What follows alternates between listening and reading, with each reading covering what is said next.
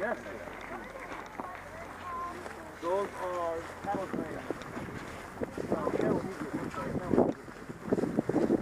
Hey guys, just to point out to you guys too, right behind this tree, this clump of trees right over here, that's a little monument that they put out here. It was for the doctor, the resident doctor that was out here for the period of time.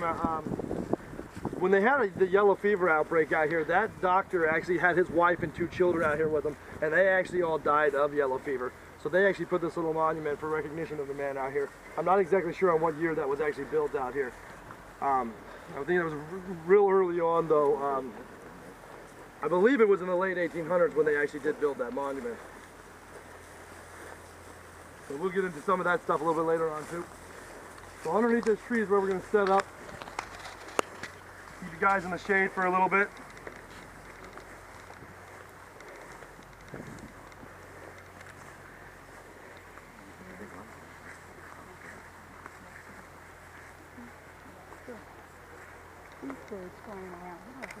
Those are the magnificent frigate birds. They're not frigate birds. That's what I thought. Yeah.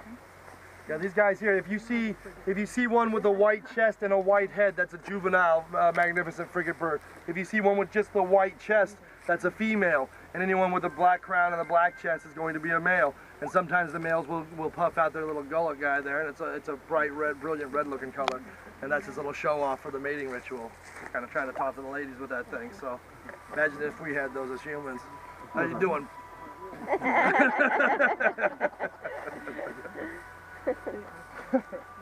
So, we've already talked about this raised foundation right here and this raised foundation right back over here.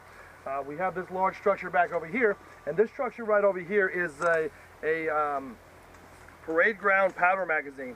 Now, they were going to build 5 parade ground powder magazines. They were going to build 2 of this size over here, and off in this corner is a partial one that you can't see right now, but it's a smaller parade ground powder magazine, and it's a lot earlier construction. It's not nearly as far along as this one was. And they were going to build 3 of the smaller ones, so to make a total of 5 between them all.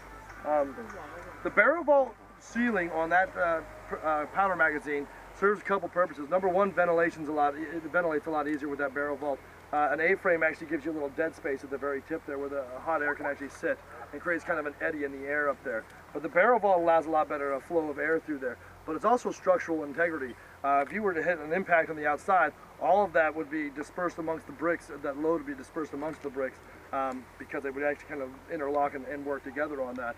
On an A-frame, you don't have anything that's actually putting pressure against each other, so it's all the grout and everything in between that it kind of holds all that together, so a direct shot on an A-frame would cause a bit more of a collapse on it, a faster collapse on it. Now they also realized that that wasn't going to be enough with the new technology coming out, so they were going to actually box that in and build a whole second layer above that barrel vault ceiling, meaning that you'd have to blow through 2 layers to get down into the powder magazine. So the powder magazine is going to supply the gunpowder for all the other powder magazines on the fort, and I'll point those things out to you now. Now this is a hexagon style fort, so there are 6 sides to it. There are 4 long sides and 2 short sides. The 4 long sides each have a curtain magazine in it. You have that right there, that little bricked out section on the first level, that is a curtain magazine. Then you have another one right over here.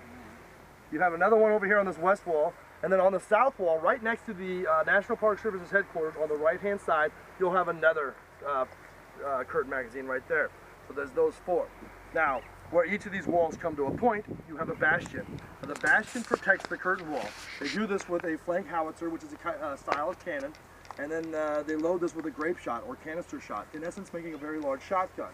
So if you have anybody in the moat trying to erect a ladder or trying to detonate a small charge to blow a hole in your curtain wall, you can clear them off with that grape shot without causing too much damage to the curtain wall itself. So, but also on the front side of each of these bastions, you're going to have a stairwell. Every single bastion has a stairwell, and you guys can use each one of those from access from the top to the middle to the bottom for the most part. There's a couple that are limited on your access. Like the one back here, you can't get off on the middle level. That's below that large antenna over there. But you can go all the way from the bottom to the top on that one. All the other ones, you can go from bottom, middle, top, all the way around till you get to the fully mounted rodman over here. At that point, you cannot go any further to the west over there, over the top of that wall. And the reason for that is because that's where National Park Services has their housing area over there. So that's all off limits to us, and they're having a lot of construction being done over there as well. So for those two reasons, we're going to give them their privacy and gives us the rest of the store to explore. However, getting back to the bastions, the front side has a stairwell. You can see the access to the stairwell on the bottom level right here. That little doorway there. The slotted window above that allows for a little bit of natural light to go inside there. Spiral staircase there. But behind the spiral staircase, on the first level and second level, are going to be a couple of powder magazines there. With there being 6 of these bastions, that gives you 12 powder magazines total there. Across the top level there, you have traverse magazines. Those feed the top level with gunpowder. This traverse magazine right here, you can actually explore. It's got a side door that you can actually get in there and access it through. The other ones are all shut off and off limits. There's no side doors to them. But there are 16 of those buildings across the top there too. So that's all your gunpowder magazines. Now making our way around, you have this building right over here. This is the engineer quarters. The engineer quarters was the first building out here to be reconstructed. The reason for this is because they needed nice living quarters, and that's what they came up with, was that building to be reconstructed for living quarters, living space, and they still utilize that building for that same reason. Now another thing I'm going to point out to you guys right now is a portion of every ticket sold, the percentage of money from every ticket sold on the Yankee Freedom goes into a National Parks fund. 80% of that fund goes into this park itself specifically. 20% of that goes into national parks abroad. So by visiting out here and taking the ferry boat out here, you guys have actually put money right back into the national parks. And I want to say thanks for that, because I think it's important. I think it's important to preserve our national parks and to maintain them, because they have a lot of history in them and a lot of really cool natural wilderness stuff that we need to pay attention to, because sometimes we get caught up in moving forward and moving ahead a little bit too fast and don't realize that we need to slow down to realize exactly what it is we're doing as far as detrimental damage to our earth here. So furthermore, I want to say thanks, guys. You gave me a job, and that's a little bit more important for my bills as well, so thank you for that. Round the corner, you can't really see it from here though. Back in that corner, right next to that powder magazine back there, is a raised foundation. It's a white raised foundation, and it was a future foundation for a chapel that they were going to build. They never got around to building that chapel. However, below that foundation wall is a cistern. Cisterns is just a means of storing water so that you can actually hold water in this area, and that is one of 110 cisterns out here. And that cistern is still in use today. National Park Services uses a form of reverse osmosis to fill that cistern. And they keep pretty tight tabs on what goes in and what comes out. So that gives them showering water and waters to do dishes and such with and run their toilets inside their living arrangements out here too.